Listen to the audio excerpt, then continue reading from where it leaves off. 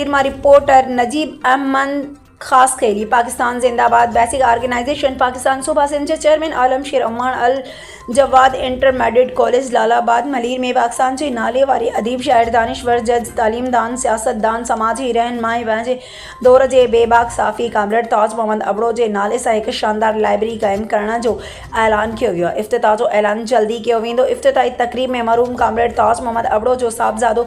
SSP anti corruption Mir Nadir Ali Abro का अलावा दानिश्वर साफ़ी उस्ताद पाकिस्तान जिंदाबाद बेसिक ऑर्गेनाइजेशन जा कारकुन शरीक थींदा।